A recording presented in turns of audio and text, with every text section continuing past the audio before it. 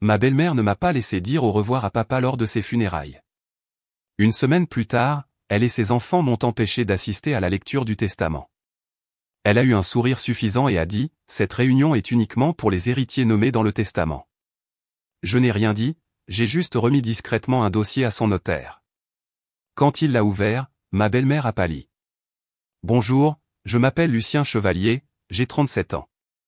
Je vis à Lyon, où la bruine et les lumières de la ville semblent toujours dissimuler des histoires de chagrin. Je suis un entrepreneur immobilier qui a tout construit à partir de rien après avoir laissé derrière moi un passé plein de douleurs. Mais pour vous raconter comment je suis devenu la personne que je suis aujourd'hui, je dois vous ramener à Valence, dans la Drôme, l'endroit où j'ai grandi, où les souvenirs d'une enfance à la fois douce et amère me hantent encore chaque nuit. Valence, dans les années 1980, était une petite ville aux rues bordées d'arbres et aux maisons en bois confortables. Ma famille vivait dans un vieux château où les murs semblaient imprégnés du rire et de l'amour de ma mère, Éléonore. Ma mère était ma lumière, une femme au sourire doux et aux mains toujours prêtes à m'embrasser. Elle m'a appris à plier des grues en papier, à regarder le coucher du soleil et à croire que ce monde, bien que parfois dur, est toujours plein de merveilles. Je me souviens des après-midi passés avec elle dans la cuisine, emplis de l'arôme des madeleines fraîchement cuites, alors qu'elle me racontait des contes de fées ou chantait des berceuses que je connais encore par cœur aujourd'hui. Mon père, Jacques Chevalier, était un homme d'affaires immobilier prospère qui a fondé Chevalier Immobilier. Il était souvent absent, mais chaque fois qu'il revenait, il m'apportait toujours de petits cadeaux, une petite voiture, un livre d'images, ou simplement une forte étreinte qui me faisait sentir comme le centre du monde. Mais cette lumière s'est éteinte quand j'avais 8 ans. Ma mère a été diagnostiquée d'un cancer du sein, et cette maladie cruelle l'a emportée en seulement 1 an. Je me souviens encore du jour où elle gisait sur son lit d'hôpital, ses yeux s'éteignant mais essayant toujours de me sourire. « Lucien, tu dois être fort, d'accord ? Je serai toujours là, dans ton cœur. » Ce furent les derniers mots qu'elle m'a dit avant de fermer les yeux pour toujours. Les funérailles de ma mère sont un souvenir brumeux, comme si j'étais là mais que mon esprit dérivait ailleurs. Je ne me souviens que du bruit des gens qui pleuraient, du crépitement de la pluie sur les parapluies et du vide qui donnait l'impression que le monde entier s'était effondré. Mon père, un homme qui avait toujours été dur, m'a serré fort dans ses bras ce jour-là, mais je ne savais pas que ce serait aussi la dernière fois que je ressentirais de la proximité de sa part. Après la mort de ma mère, mon père a changé. Il s'est jeté dans le travail comme un moyen d'échapper à la douleur, me laissant dans cette vaste maison aux murs froids. J'ai commencé à me sentir comme une ombre, passant silencieusement dans les couloirs, essayant de trouver un peu de chaleur dans les souvenirs de ma mère, l'écharpe qu'elle avait tricotée, le journal intime qu'elle avait laissé, ou les grues en papier que nous avions pliées ensemble. Puis, quand j'avais 10 ans, mon père a ramené Viviane à la maison. Viviane était une femme grande et mince, aux cheveux blonds méticuleusement coiffés et aux yeux aussi perçants que des couteaux. Elle est entrée dans notre maison avec ses 2 enfants, Chloé et Ellie, comme des invités indésirables. Mon père a présenté Viviane comme ma nouvelle mère, mais dès le premier instant, j'ai su qu'elle ne pourrait jamais remplacer ma mère. Viviane a apporté une atmosphère étrange. La maison, déjà lugubre après la mort de ma mère, semblait maintenant encore plus oppressante. Elle a rapidement pris possession de chaque espace, de la réorganisation des meubles du salon à la décision du menu du dîner. Mon père, apparemment captivé par son charme, n'a pas remarqué que j'étais progressivement poussé hors du centre de la famille. Chloé, de 2 ans mon aînée, était une fille hautaine au sourire faux. Ellie, d'1 an mon cadet, était agressif et aimait chercher la bagarre. Dès les premiers jours, ils m'ont fait sentir que je n'avais pas ma place. Chloé se moquait souvent de moi, m'appelant « l'orphelin » quand mon père et Viviane n'étaient pas là. Ellie aimait me pousser ou cacher mes jouets, riant joyeusement chaque fois que je me mettais en colère. Viviane non seulement tolérait, mais encourageait également le comportement de Chloé et Ellie. Elle me parlait souvent durement, comme si mon existence était un fardeau. « Lucien, pourquoi ne peux-tu pas être comme Chloé et Ellie ? Ils sont tellement mieux élevés que toi, disait-elle, son ton mielleux mais empreint de méchanceté. Une fois, je l'ai entendu dire à mon père que j'étais l'enfant en trop, que je lui faisais me souvenir de ma mère, un souvenir qu'elle voulait effacer. J'ai essayé de dire à mon père ce qui se passait, mais il a juste balayé cela d'un revers de main, disant que je devais m'adapter à la nouvelle famille. Viviane est une bonne personne, Lucien. Tu dois lui donner du temps, a-t-il dit, les yeux lasses. Je ne le blâmais pas entièrement. Il essayait de reconstruire sa vie, d'essayer de combler le vide que ma mère avait laissé. Mais chaque fois qu'il rejetait mes paroles, j'avais l'impression de perdre un peu de son amour. Les années qui ont suivi ont été une longue chaîne de douleurs. À l'école, je suis devenu renfermé et silencieux. Mes camarades de classe ont commencé à m'appeler « le gamin bizarre » parce que je m'asseyais souvent seul, dessinant des grues en papier ou griffonnant dans le vieux carnet de ma mère. À la maison, j'essayais d'éviter Viviane et ses enfants, mais ils trouvaient toujours des moyens de me faire du mal. Une fois, quand j'avais 12 ans, Élie a déchiré une grue en papier que ma mère et moi avions pliée ensemble. Je me suis jeté sur lui, les larmes coulant de colère et de douleur. Viviane est apparue à ce moment-là, ne prenant pas la peine de demander ce qui s'était passé, et m'a giflé violemment au visage. « Comment oses-tu frapper mon fils, espèce de morveux mal élevé » a-t-elle crié, tirant Élie dans ses bras comme s'il était la victime. Mon père, quand il a entendu l'histoire, a seulement soupiré et m'a dit de m'excuser. Je ne me suis pas excusé. Au lieu de cela, j'ai couru dans ma chambre, j'ai verrouillé la porte et j'ai pleuré jusqu'à ce que je n'ai plus de larmes. Ces blessures se sont accumulées comme des cicatrices invisibles que j'ai portées tout au long de mon enfance. J'ai commencé à rêver d'un jour où je pourrais quitter Valence, laisser Viviane, Chloé et Élie derrière moi. J'imaginais aller quelque part loin, où personne ne saurait qui j'étais, où je pourrais recommencer. Mais à l'époque, je n'étais qu'un garçon de 12 ans sans argent, sans pouvoir, seulement des grues en papier et des souvenirs de ma mère auxquels m'accrocher. Une nuit, quand j'avais 13 ans, j'ai trouvé le journal intime de ma mère dans une vieille boîte sous mon lit. Ces mots manuscrits étaient comme un rayon de lumière perçant l'obscurité. Elle écrivait sur moi, sur son amour pour moi, et son espoir que je deviendrais un homme fort et gentil. Mon Lucien, tu es mon cadeau le plus précieux. Ne laisse jamais personne te faire douter de ta valeur, écrivait-elle. J'ai lu ces mots encore et encore, comme s'ils étaient un charme protecteur. Le journal est devenu mon refuge, où je déversais ma colère, ma solitude et mes rêves de liberté. J'ai promis à ma mère et à moi-même qu'un jour je quitterai cet endroit. Je ne laisserai pas Viviane ni personne d'autre me définir. Mes dernières années de collège se sont passées dans le silence et l'endurance. J'excellais à l'école, non pas pour plaire à mon père ou à Viviane, mais parce que je savais que l'éducation était ma seule issue. Je passais des heures à la bibliothèque, lisant tout ce que je pouvais, des livres de commerce de mon père aux romans d'aventure de ma mère. Je rêvais d'un avenir où je pourrais me tenir sur mes propres jambes, où je n'aurais à m'incliner devant personne. Quand j'avais 16 ans, mon père a commencé à parler de moi reprenant Chevalier Immobilier un jour.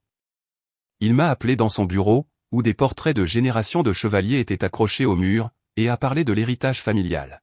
« Lucien, tu es l'héritier. Cette entreprise sera à toi, a-t-il dit, la voix pleine de fierté. Mais je ne me sentais pas fier. Je sentais la pression, et une partie de moi se demandait s'il voulait vraiment que je reprenne l'entreprise ou s'il essayait juste de compenser les années où il m'avait négligé. Viviane, bien sûr, n'était pas contente de l'idée.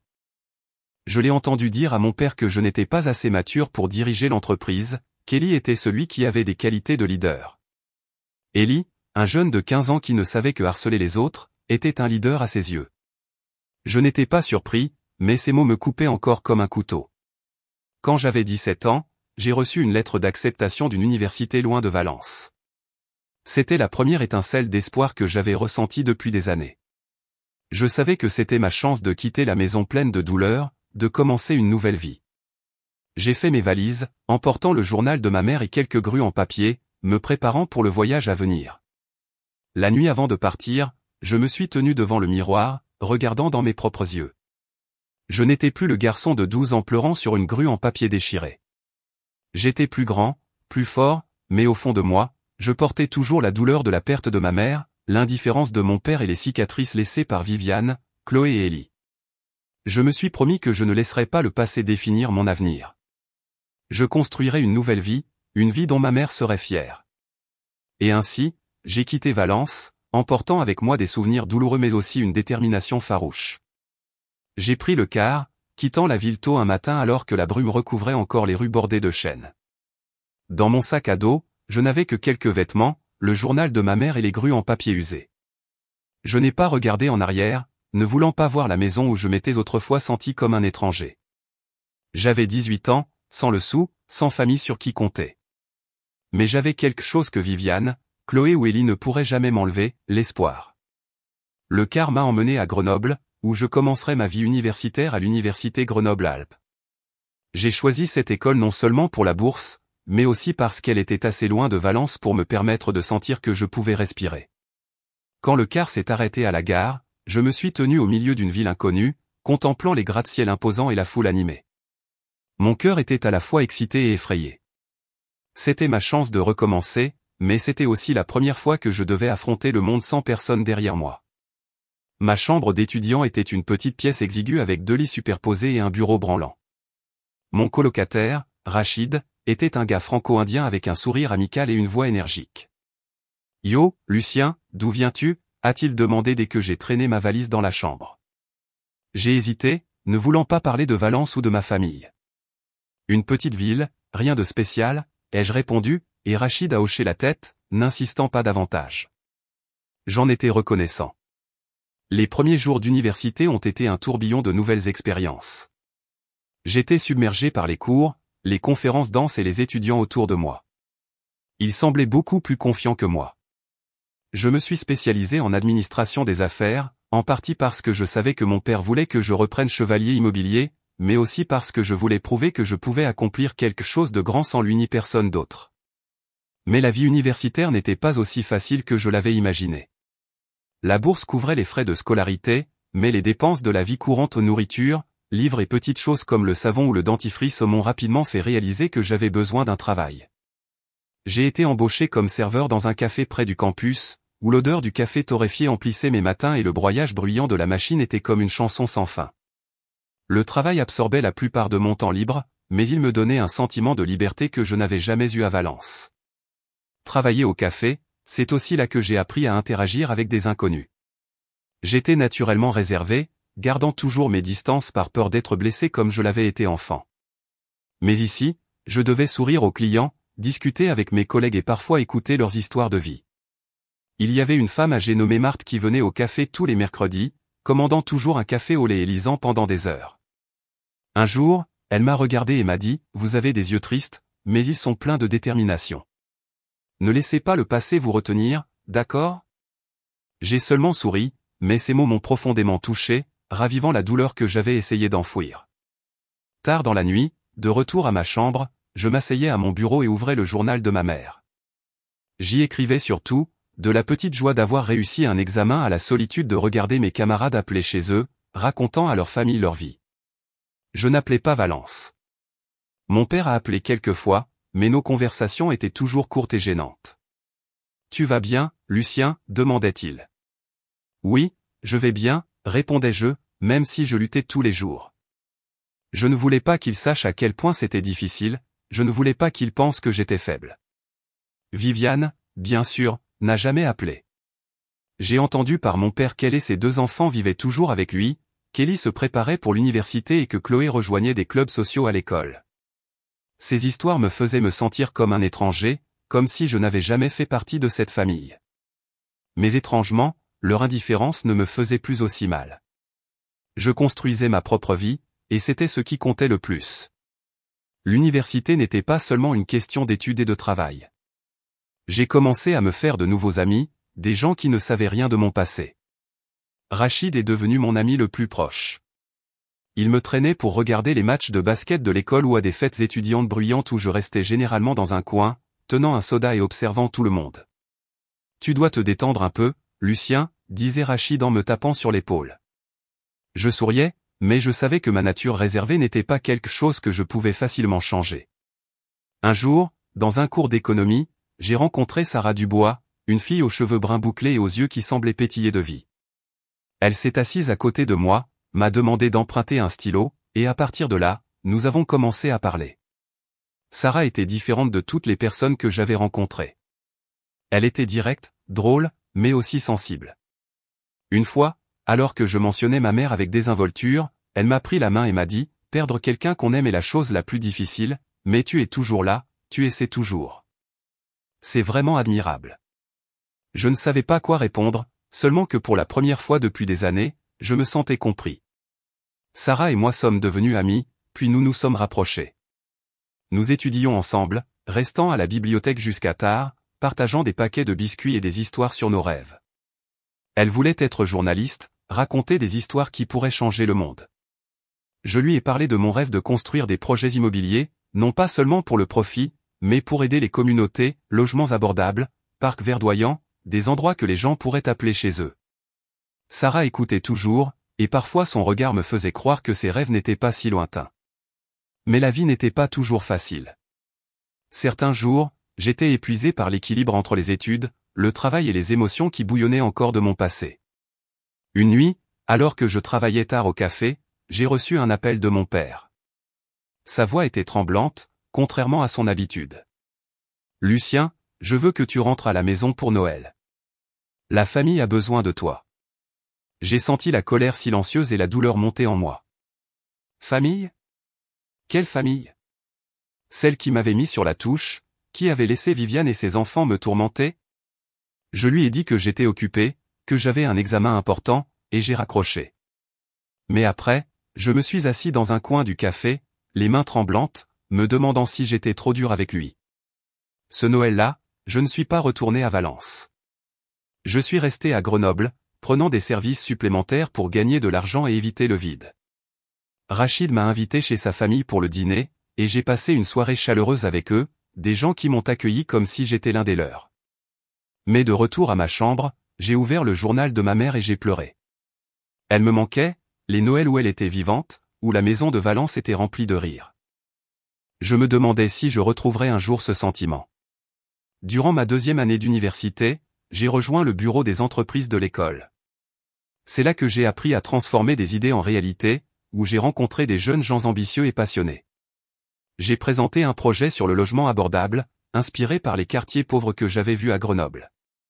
Mon projet a été sélectionné pour être présenté à un concours de start-up universitaires, et pour la première fois, je me suis senti vraiment utile.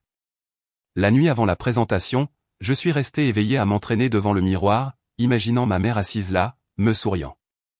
La présentation a été un succès au-delà de mes espérances. Mon équipe a remporté la 2e place, et un professeur m'a invité à être assistant de recherche pour un projet sur le développement urbain durable.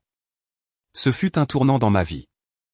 J'ai commencé à croire que je pouvais accomplir quelque chose, que je n'étais pas seulement le garçon mis de côté par sa belle famille. Mais la joie n'a pas duré longtemps. Un jour, j'ai reçu une lettre de Valence. Pas de mon père, mais de Viviane. La lettre était brève, froide, m'informant que mon père voulait que je travaille chez Chevalier Immobilier après l'obtention de mon diplôme. « Jacques croit que tu as du potentiel, bien que je n'en sois pas si sûr, » écrivait-elle. J'ai déchiré la lettre, assez en colère pour vouloir crier. Viviane, qui ne m'avait jamais considéré comme faisant partie de la famille, voulait maintenant contrôler mon avenir. J'ai décidé que je ne retournerais pas à Valence, que je ne travaillerais pas pour Chevalier Immobilier. Je tracerai ma propre voie. Mes dernières années d'université sont passées plus vite que je ne l'avais prévu. J'ai pris plus d'emplois, de serveur à tuteur pour les étudiants de première année. J'ai économisé chaque euro, non pas par avarice, mais parce que je voulais un filet de sécurité pour ne jamais avoir à dépendre de personne. Sarah est restée à mes côtés, comme une amie, une confidente, et parfois je me demandais si je commençais à ressentir quelque chose de plus profond pour elle. Mais je n'étais pas prêt à ouvrir mon cœur. L'ombre de mon passé était encore trop grande. Lors de la remise des diplômes, je me tenais dans l'auditorium, regardant les familles applaudir leurs proches. Mon père n'est pas venu. Il a envoyé une carte de félicitations avec un chèque que je n'ai jamais touché. Je n'étais pas en colère, pas exactement. J'étais juste triste, sachant que la distance entre nous s'était trop creusée, et je n'étais pas sûr qu'elle puisse être comblée. J'ai quitté Grenoble avec un diplôme en administration des affaires et un grand rêve. Je m'imaginais me diriger vers une nouvelle ville, peut-être Lyon ou Bordeaux, où je pourrais commencer ma carrière dans l'immobilier selon mes propres termes, construisant des logements abordables, des communautés durables, des endroits que les gens pourraient appeler chez eux. Mais la vie, comme ma mère l'avait dit un jour, a une façon de nous forcer à affronter les choses que nous essayons de fuir. Quelques semaines seulement après l'obtention de mon diplôme, un appel de mon père m'a ramené à Valence, l'endroit où j'avais juré de ne jamais retourner. C'était un après-midi pluvieux, et j'étais assis dans mon petit appartement de Grenoble, examinant des offres d'emploi de quelques start-up. Le téléphone a sonné, et la voix de mon père est parvenue, basse mais lourde d'urgence. « Lucien, j'ai besoin que tu rentres à la maison. Chevalier Immobilier a besoin de toi. » Je suis resté silencieux, ma main agrippant fermement le téléphone. La maison. La maison était l'endroit où Viviane m'appelait un fardeau, où Chloé et Ellie faisaient de moi une blague. Mais le ton de mon père ne laissait aucune place au refus. C'est l'héritage familial, Lucien. Tu es l'héritier. Je ne rajeunis pas, a-t-il dit, et je pouvais entendre l'épuisement dans ses mots. Je voulais dire non, crier que je n'avais pas besoin de chevalier immobilier, que je pouvais réussir par moi-même. Mais une partie de moi, la partie qui désirait encore son approbation, a vacillé. J'ai pensé aux fois où il m'avait parlé de l'entreprise, aux portraits accrochés dans son bureau, à l'héritage que lui et les générations avant lui avaient construit. Je me demandais si c'était ma chance de prouver que je n'étais pas l'échec que Viviane avait toujours prétendu que j'étais. Alors, contre tout instinct, j'ai accepté. J'ai fait mes affaires, j'ai dit au revoir à Grenoble, j'ai promis à Sarah que je resterais en contact, et je suis retourné à Valence. Alors que le car passait devant le panneau « Bienvenue à Valence, Drôme », mon estomac s'est noué. La vieille maison se dressait devant moi, toujours grandiose, mais aussi froide que dans mon souvenir. Viviane se tenait à la porte, son faux sourire plaqué sur le visage. « Lucien, ça fait si longtemps », a-t-elle dit, sa voix mielleuse. J'ai hoché la tête, n'ai rien dit et suis entré, me sentant comme un voyageur égaré dans un pays étranger. Chevalier Immobilier était situé au cœur de Valence, un immeuble de 3 étages avec une façade en verre étincelante. Mon père m'a accueilli dans son bureau, me donnant une brève étreinte maladroite. « Tu as tellement grandi », a-t-il dit, les yeux embués de tristesse. Je voulais lui demander pourquoi il n'était pas venu à ma remise de diplôme, pourquoi il avait laissé Viviane contrôler notre famille, mais j'ai tenu ma langue. Je savais que je n'étais pas là pour rouvrir de vieilles blessures, mais pour travailler. Il m'a présenté au personnel, m'appelant « celui qui reprendra l'entreprise un jour ». J'ai vu des regards sceptiques de la part de quelques-uns, en particulier d'Ellie, maintenant un jeune homme de 22 ans au sourire suffisant. Il travaillait au département de développement de projet, un poste que je soupçonnais Viviane d'avoir arrangé. Chloé, maintenant une jeune femme élégante de 25 ans, s'occupait des relations publiques. Viviane, bien sûr, n'avait pas de titre officiel, mais était présente à chaque réunion, comme une ombre tirant les ficelles en coulisses. Mon travail a commencé comme chef de projet de bas niveau, une façon pour mon père de me tester, comme il l'a dit. Mais j'ai vite réalisé que c'était le stratagème de Viviane. Elle et Ellie voulaient me garder sous leur coupe, facile à contrôler alors qu'ils manœuvraient pour le pouvoir dans l'entreprise. Ils m'ont assigné des tâches subalternes, vérifier des documents, rédiger des rapports, même faire des courses comme si j'étais un stagiaire, pas le fils du président. J'ai serré les dents et j'ai enduré, déterminé à prouver que je n'étais pas inutile. J'ai passé des heures à étudier les projets de l'entreprise, lisant chaque document que je pouvais trouver. Chevalier Immobilier avait autrefois été une entreprise visionnaire, construisant des logements abordables et des centres communautaires. Mais sous l'influence de Viviane, elle s'était tournée vers des projets de luxe, condos haut de gamme, centres commerciaux, des choses qui rapportaient de gros profits. Je voyais cela comme une trahison de ce que mon père m'avait appris, une trahison de la mission de longue date de Chevalier Immobilier. Cela allait aussi à l'encontre de mes rêves. J'ai commencé à proposer des idées lors des réunions. J'ai parlé de construire des logements abordables, d'utiliser des matériaux écologiques et d'investir dans les communautés oubliées de Valence. Quelques employés vétérans ont soutenu mes idées, mais Viviane et Ellie les ont toujours rejetées. « Lucien, tu es jeune, tu ne comprends pas le marché », a dit Ellie avec condescendance.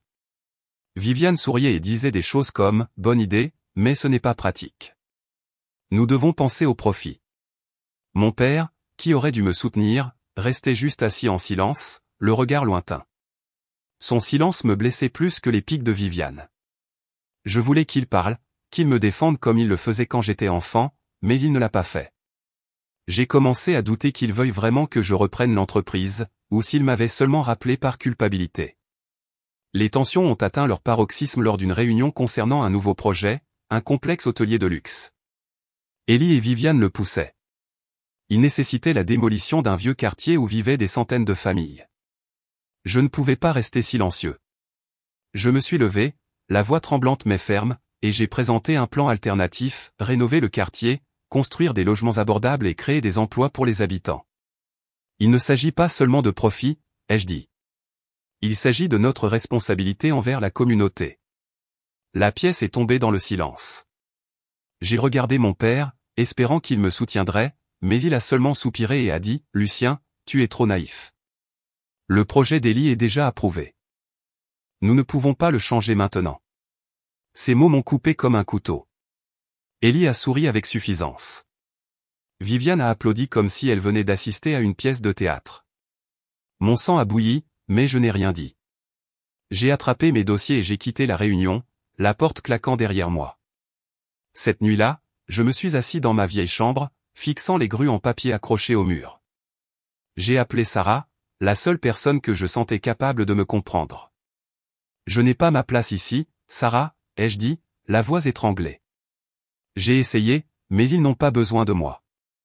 Elle a écouté, puis a dit, Lucien, tu n'as rien à leur prouver. Tu es toi, et c'est suffisant. Ces mots m'ont réconforté, mais ils ne pouvaient pas effacer la piqûre de la trahison. J'ai commencé à penser à quitter Valence. Je ne voulais pas vivre dans l'ombre de Viviane ni travailler pour une entreprise qui allait à l'encontre de mes valeurs. Mais une partie de moi voulait toujours rester, sauver Chevalier Immobilier, récupérer l'héritage que mon père et ses ancêtres avaient construit. J'étais déchiré entre la loyauté envers mon père et le désir de liberté. Un matin, je suis allé au bureau tôt, espérant parler à mon père seul. J'ai frappé à sa porte, mais il n'y a pas eu de réponse. Je l'ai poussé et je l'ai trouvé affalé sur son bureau, serrant une vieille photo de ma mère. J'ai figé, ne sachant pas quoi faire. Il a levé les yeux, le regard las. Lucien, a-t-il dit, sa voix. Je suis désolé. Je n'ai pas été le père que tu méritais. Pour la première fois depuis des années, j'ai vu mon père si vulnérable. Je voulais le serrer dans mes bras, lui dire que je lui pardonnais, mais je ne pouvais pas. Trop de douleurs s'étaient accumulées. J'ai seulement hoché la tête et j'ai quitté la pièce, emportant un mélange de blessure et d'espoir. Peut-être qu'au fond de lui, le père qui m'avait autrefois aimé était toujours là. Mais cet espoir n'a pas duré. Lors d'une autre réunion, Élie m'a ouvertement critiqué devant le personnel, qualifiant mes idées d'enfantine. Viviane a ri, et mon père est resté silencieux. Je ne pouvais plus le supporter. Je me suis levé, j'ai regardé mon père droit dans les yeux et j'ai dit, si c'est comme ça que vous voulez diriger l'entreprise, je n'ai pas ma place ici. Je suis sorti, ignorant les regards qui me suivaient. Cette nuit-là, j'ai fait mes affaires, résolu à quitter Valence.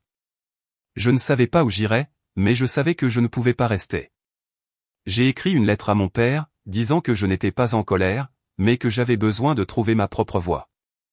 Je l'ai laissé sur son bureau et j'ai quitté Valence à l'aube, emportant à la fois de la douleur et un sentiment de libération. J'ai conduit sans but, ne sachant pas ce que je cherchais ni où je finirais.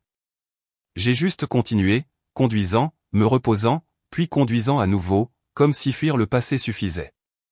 Après près d'une semaine à errer sur les nationales, dormant dans des motels miteux inconnus, j'ai décidé que ma destination serait Lyon. Ce serait là que je commencerais à écrire ma propre histoire. J'ai choisi Lyon pour une raison simple, c'était loin de Valence, aussi loin que je pouvais aller. Je n'avais pas de plan clair, pas de relation, pas d'emploi qui m'attendait. Juste un diplôme en administration des affaires, quelques milliers d'euros d'économie et un rêve brûlant de construire des communautés durables.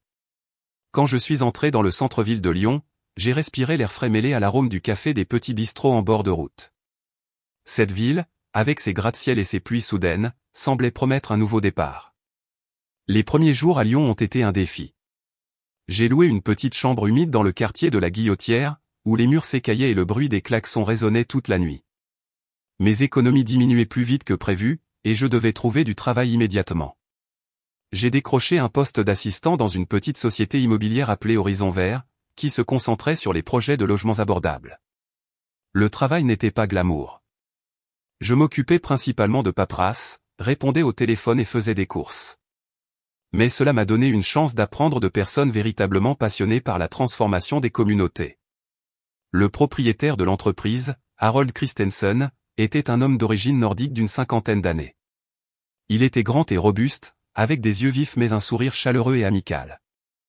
Il a remarqué mon travail acharné et me demandait souvent mon avis lors des réunions, même si je n'étais qu'un nouvel employé. Une fois, alors que je suggérais de transformer un terrain vague en parc communautaire, il a hoché la tête et a dit « Vous avez de la vision, Lucien. Ne laissez personne vous en faire douter. » Ces mots m'ont rappelé ma mère, les lignes de son journal, et j'ai senti une vague de force monter en moi. Mais la vie à Lyon n'était pas toujours facile. Certaines nuits, je restais allongé sur mon lit grinçant, fixant le plafond fissuré, me demandant si j'étais sur la bonne voie. Sarah me manquait, nos séances d'études tardives à la bibliothèque, sa voix chaleureuse. Nous restions en contact par téléphone, mais la distance et les emplois du temps chargés rendaient nos conversations moins fréquentes. « Je suis fier de toi, Lucien », a-t-elle dit lors d'un appel. « Mais n'oublie pas de prendre du temps pour toi, d'accord ?»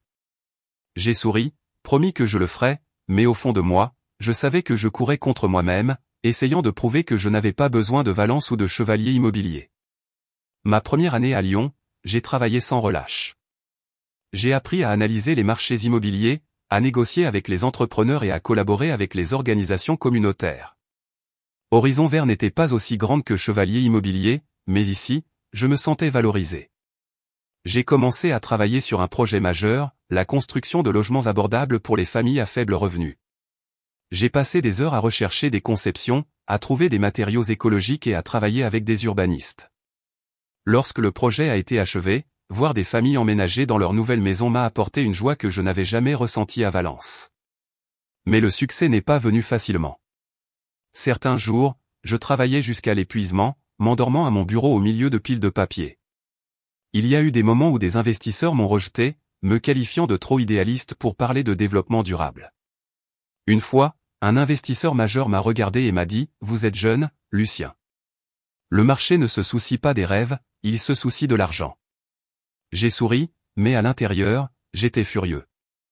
Je ne voulais pas devenir quelqu'un qui courait après les profits à tout prix, comme Viviane et Élie l'avaient fait avec Chevalier Immobilier. Pour joindre les deux bouts, j'ai pris un travail à temps partiel dans un bar le week-end. Le travail était exténuant, avec des services tardifs et des clients ivres, mais cela m'a appris la patience et comment gérer la pression.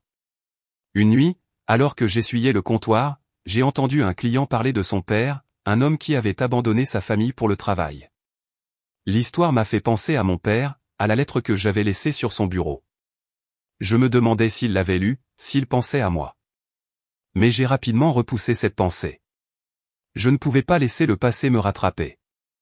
Ma deuxième année à Lyon, j'ai commencé à me faire une réputation. Le projet de logements abordables d'Horizon Vert a attiré l'attention des médias locaux, et mon nom est apparu dans un article intitulé « Un jeune homme changeant le paysage lyonnais ». Harold m'a appelé dans son bureau, m'a tapoté l'épaule et m'a dit « Tu fais du bon travail, Lucien. » Mais ce n'est que le début.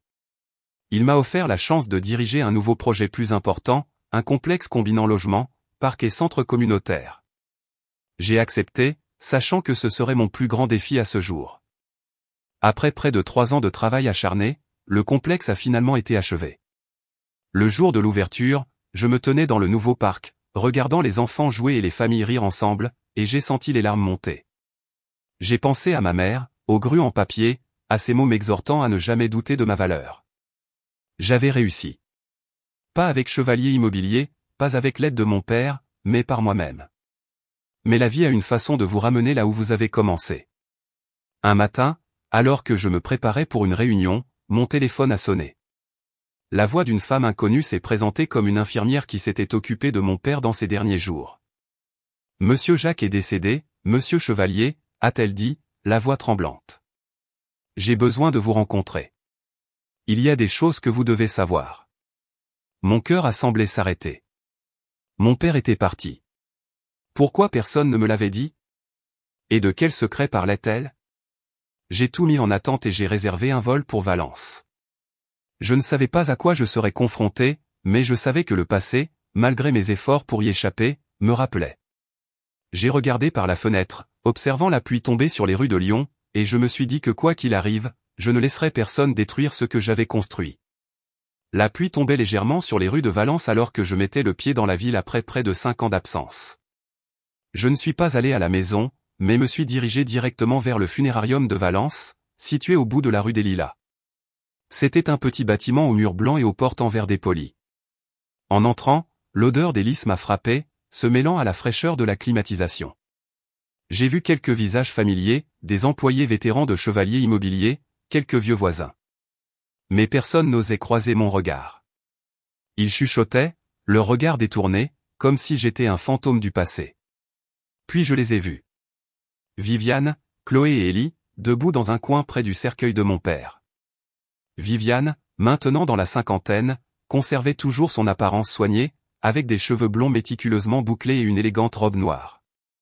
Chloé, le visage lourdement maquillé, parlait à un homme que je ne reconnaissais pas. Ellie, plus grand que dans mon souvenir, se tenait les bras croisés, les yeux froids et provocateurs. Ils ne m'ont pas remarqué au début, mais quand je me suis approché, tous les trois se sont retournés, et l'atmosphère de la pièce a semblé se figer. Lucien, parla Viviane la première, sa voix mielleuse mais aiguë comme des épines. « Qu'est-ce que tu fais ici ?» La façon dont elle s'est adressée à moi, comme si j'étais un étranger, a fait bouillir mon sang. J'ai pris une profonde inspiration, essayant de rester calme.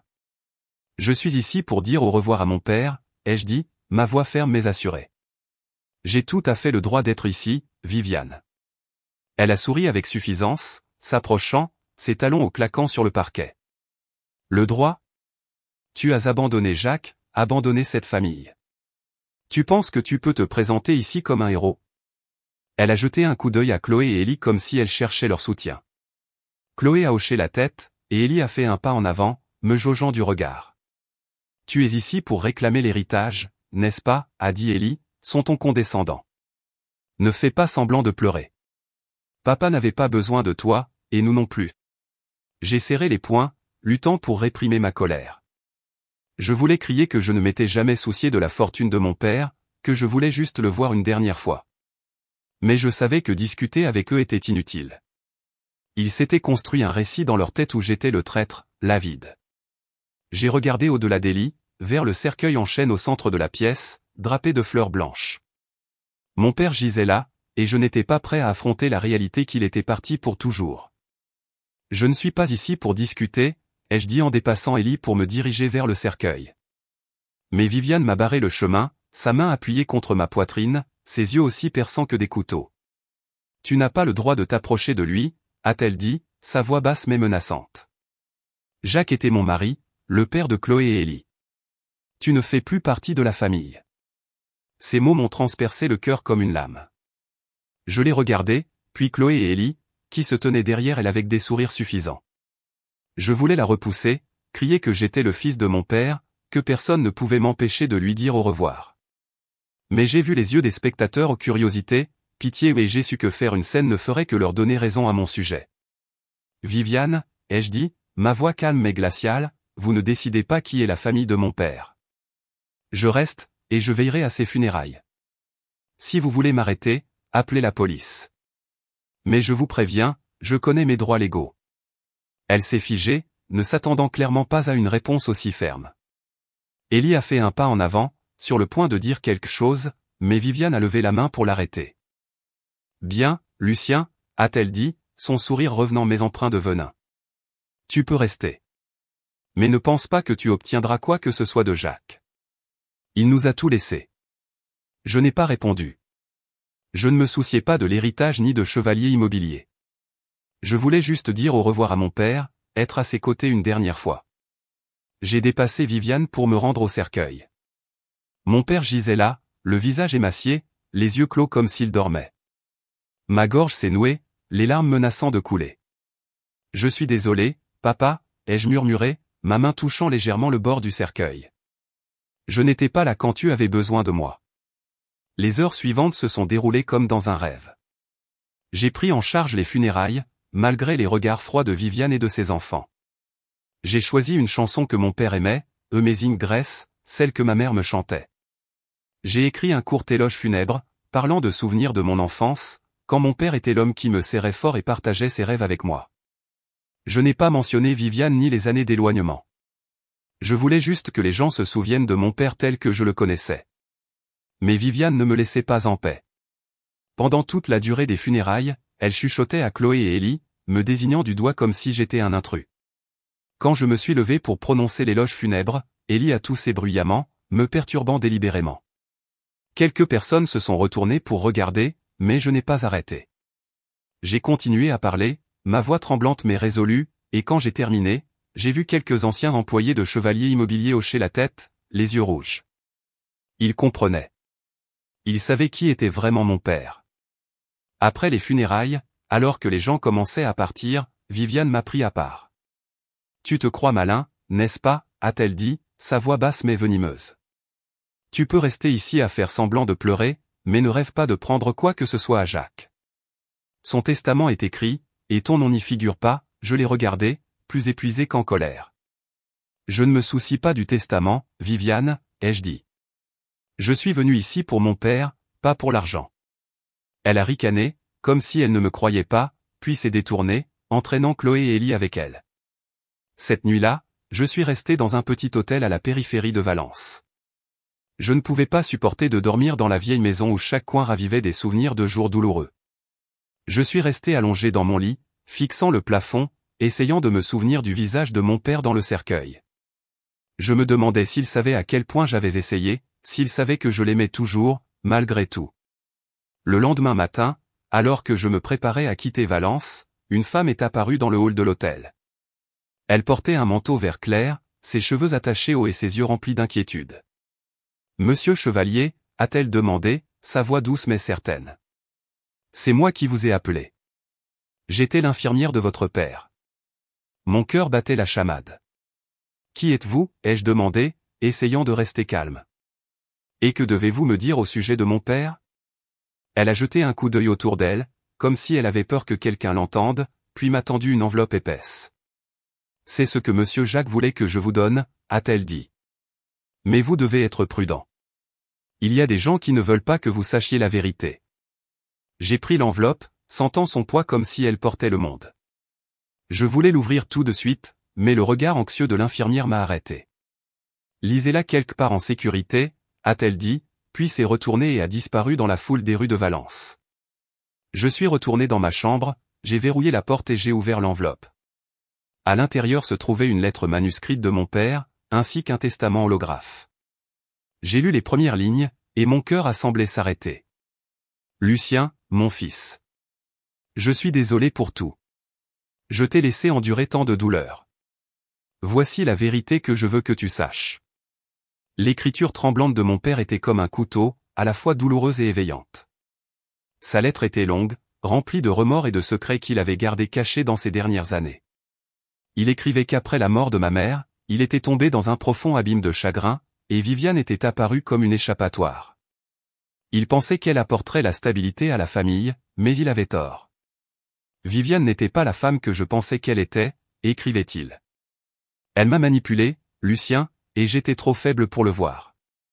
Il a révélé que Viviane contrôlait toutes ses communications au email, appels téléphoniques l'empêchant de me joindre ou même de savoir où j'étais.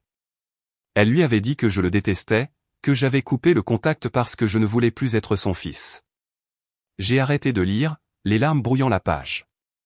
Je me suis souvenu de ces brefs appels maladroits de mon père quand j'étais à l'université, la façon dont il demandait « Tu vas bien ?» d'une voix lasse. J'avais pensé qu'il ne s'en souciait pas, mais maintenant je savais la vérité. Viviane avait construit un mur entre nous. Elle l'avait nourri de mensonges, lui faisant croire que j'étais le traître. La lettre continuait à révéler des détails glaçants. Mon père écrivait que Viviane et Ellie l'avaient poussé à rédiger un testament qui m'excluait de tous les biens, y compris ses parts dans Chevalier Immobilier. Ils m'ont fait me sentir comme un père raté, écrivait-il.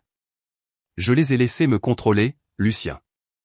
Mais dans mes derniers mois, j'ai essayé de réparer les choses. Au moment où tu liras ceci, je ne serai peut-être plus là. Mais j'ai rédigé un nouveau testament. Tous mes biens, la maison, les voitures, le bateau de plaisance, l'écurie de course et mes parts dans Chevalier Immobilier, je te les laisse pour que tu décides de leur sort. Tu es le seul en qui j'ai confiance pour perpétuer l'héritage familial. J'espère que tu pourras me pardonner. Outre la lettre, l'enveloppe contenait d'autres documents, emails, notes et enregistrements audio que mon père avait secrètement conservés. L'un d'eux était une conversation entre Viviane et un homme nommé Raymond Houle, un concurrent de Chevalier Immobilier. Dans cet enregistrement, Viviane promettait de vendre des actifs clés de l'entreprise à Houle à bas prix en échange d'une grosse somme transférée sur son compte personnel. J'ai écouté l'enregistrement, la voix de Viviane froide et calculatrice, comme si Chevalier Immobilier, le rêve de toute une vie de mon père, n'était qu'une marchandise dont elle pouvait profiter. Jacques ne le saura jamais, disait-elle à Houle. Il est mourant, et ce morveux de Lucien est parti depuis longtemps. La vérité m'a laissé tremblant de rage et d'une profonde tristesse. Mon père avait connu la vérité, avait essayé de réparer les choses, mais il avait manqué de temps. J'ai pensé aux années où je l'avais blâmé, aux fois où j'avais refusé d'appeler à la maison, et mon cœur avait l'impression de se briser. Mais je savais aussi que ce n'était pas le moment de sombrer dans le chagrin. Je devais agir. Non seulement pour mon père, mais pour moi-même. Pour protéger son héritage et exposer la manipulation de Viviane. Le lendemain, j'ai contacté Maître Dubois, l'avocat de longue date de mon père, qui travaillait avec Chevalier Immobilier depuis avant ma naissance. Maître Dubois était un homme grand et mince, aux cheveux argentés, aux yeux vifs mais gentils. Je l'ai rencontré dans son petit bureau du centre-ville de Valence, où des piles de papier atteignaient le plafond. Quand je lui ai tendu l'enveloppe de mon père, il a lu la lettre et le testament, son expression devenant grave. « Lucien, a-t-il dit, la voix basse, ce sont des documents essentiels. Si ce que vous dites est vrai, Viviane et Élie ont commis une fraude grave. » Maître Dubois a expliqué que le faux testament que Viviane avait présenté après les funérailles pouvait être annulé si nous prouvions la légitimité du vrai testament. Il a également dit que l'enregistrement de la conversation de Viviane avec Raymond Houle pouvait servir de preuve dans une affaire civile, voire pénale, si nécessaire. J'ai hoché la tête, sachant que ce combat ne serait pas facile. Mais je n'étais plus le garçon de 12 ans que Viviane appelait un fardeau. J'avais construit ma propre carrière à Lyon, affronté des défis que je n'aurais jamais cru pouvoir surmonter. Je ne laisserai pas Viviane voler l'héritage de mon père ni la laisser gagner. Viviane, sentant la menace, a commencé à répandre des rumeurs dans Valence. Elle a dit à tout le monde que j'étais revenu pour récupérer l'héritage, me dépeignant comme un opportuniste exploitant la mort de mon père. Quelques vieux voisins qui m'avaient connu enfant me regardaient avec suspicion, mais je m'en fichais. Je connaissais la vérité, et j'avais les preuves entre mes mains. J'ai appelé Harold, mon patron chez Horizon Vert, et j'ai demandé 2 semaines de congé supplémentaires. J'ai besoin de rester à Valence pour m'occuper des funérailles et de quelques affaires familiales, Harold, ai-je dit en essayant de garder une voix ferme. Avec sa compréhension habituelle, il a accepté immédiatement. Prends soin de ta famille, Lucien. Je m'occuperai des choses ici, a-t-il dit, et j'ai ressenti un léger soulagement. J'ai commencé à suivre discrètement les mouvements de Viviane. Chaque matin, je quittais l'hôtel tôt, louais une vieille voiture pour éviter d'être reconnu, et observais tranquillement la vieille maison de la famille. Viviane y vivait toujours avec Chloé et Élie, comme si la mort de mon père n'avait eu aucun impact sur eux. Je les voyais aller et venir, riant parfois comme si de rien n'était, et cela faisait bouillir mon sang. Mon père avait passé sa vie à construire Chevalier Immobilier, et maintenant ils essayaient de voler son héritage. Environ une semaine après les funérailles, j'ai remarqué quelque chose d'inhabituel. Un après-midi, j'ai vu Viviane, Chloé et Élie quitter la maison ensemble dans une élégante Mercedes noire. Ils étaient habillés de façon formelle, comme s'ils se préparaient pour une réunion importante. J'ai suivi, gardant suffisamment de distance pour éviter d'être détecté. Leur voiture s'est arrêtée devant un immeuble de bureaux du centre-ville de Valence, où une enseigne indiquait « Cabinet d'avocats Thomson et Leclerc ». Mon cœur s'est emballé. J'étais presque certain qu'ils étaient là pour s'occuper du testament. Je me suis garé dans une rue latérale, observant de loin. Viviane est entrée dans le bureau avec assurance, Chloé et Élie la suivant. J'ai appelé Maître Dubois et lui ai dit de me retrouver au cabinet Thomson et Leclerc. Maître Dubois est resté silencieux un moment avant de répondre. Lucien, je connais ce cabinet. Ils sont spécialisés dans la gestion des grosses successions. Si Viviane est là, elle essaie peut-être de légitimer le faux testament. Avez-vous le vrai testament avec vous? Oui, ai-je répondu, ma main agrippant l'enveloppe dans la poche de ma veste.